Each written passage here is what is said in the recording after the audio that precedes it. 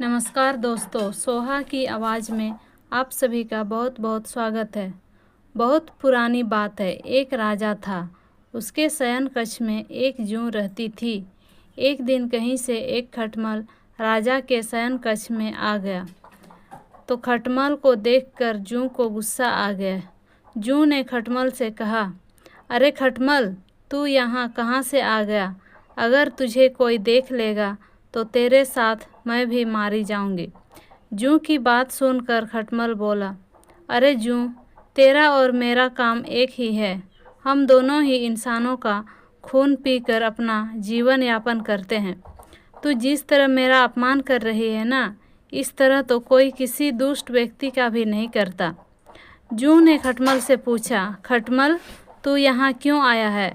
खटमल बोला, मैंने आज तक कई प्रकार के लोगों का खून पिया है, किंतु कभी भी किसी राजा का खून नहीं पिया। अवश्य ही राजा का खून कुछ विशेष होता होगा, जिसका स्वाद भी अलग ही होता होगा। मैं भी एक बार राजा के खून का स्वाद लेना चाहता हूँ।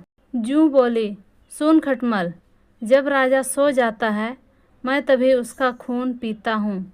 अगर तूने मुझसे पहले राजा का खून पिया तो राजा जाग जाएगा और हम दोनों ही मारे जाएंगे। खटमल बोला, अरे जूं, तुम निश्चिंत रहो, जब राजा सो जाएगा मैं तभी उसका खून पीऊँगा। जूं को खटमल की बातों पर विश्वास नहीं था, इसलिए जूं ने खटमल से कहा, तुम कसम खाओ कि मेरे रक्तपान करने के बाद ही तुम राजा का खून पियोगे और कल ही तुम यहाँ से चले जाओगे। जूं के इस प्रकार जिद करने से खटमल ने जूं की सभी बातों में हामी भर दी। रात में राजा अपने शयन कक्ष में आया और दीपक वगैरह बुझाकर सो गया, किंतु उसे नींद नहीं थी। राजा का मीठा खून चूसने के लालच में खटमल व्याकुल हो गया था और राजा के सोने के पहले ही उसने राजा को काट लिया। खटमल के काटने से राजा झट से उठ गया और मंत्रियों को बुलाकर बोला, देखो तो मेरे पलंग में अवश्य ही कोई जूं या खटमल है जिसने मुझे अभी अभी काटा है। राजा के सैनिकों ने तत्काल चादर उठाकर देखने लगे। खटमल अपने स्वभाववश पलंग के पायों के जोड़ में जाकर छुप गया, किंतु जूं चादर में ही छिपी रही।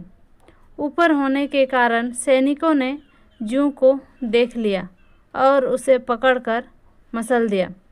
खटमल तो पायों के जोड़ में छिपा होने के कारण सुरक्षित बच गया, किंतु बेचारी जूं मारी गई।